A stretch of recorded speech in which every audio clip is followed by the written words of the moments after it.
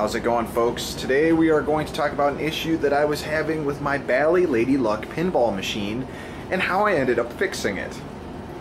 So I've had this machine probably maybe for about a year now, maybe a little bit less than that, and great machine, looks great, you know, only has some issues on the side of the cabinet art, on the back box, otherwise the playfield and everything looks great.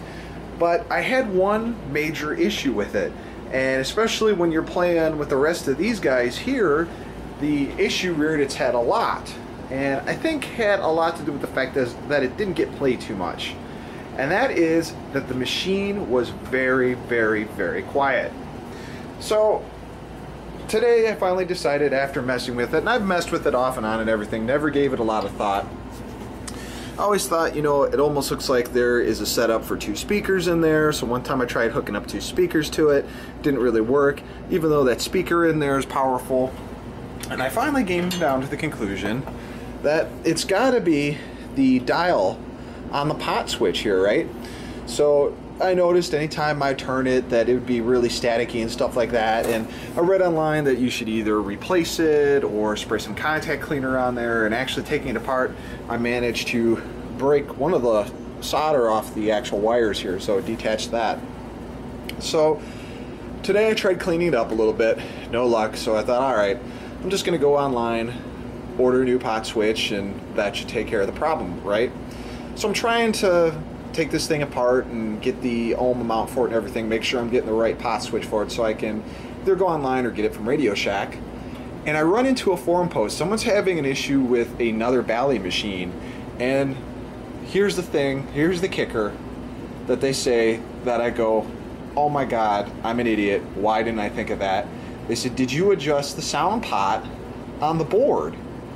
And I'm thinking, oh no, please don't tell me that my pinball machine has a pot on the cheap squeak on it. So what do?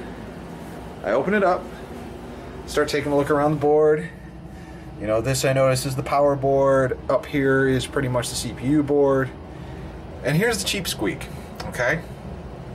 I didn't see a pot for it, so I thought, whew, I don't feel like an idiot now. Well, then I really take a look at it again, and I see this guy right here. That thing right there.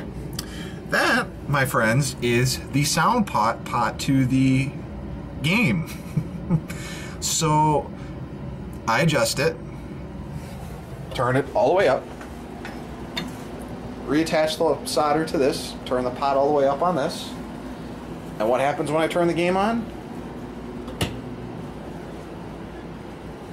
It bursts into flames. No. Booting up.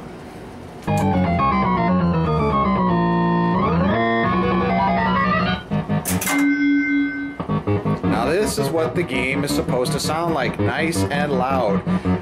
Before, I was probably only getting 25% volume on this when the pot switch was turned all the way up.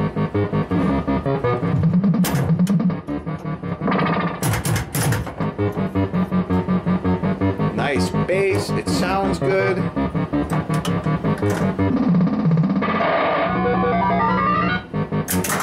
And now it should be pretty level with the rest of my machine. So, and all the end of this essentially, what this all equates to is that you should take a really good look at every single component. Let me turn this off.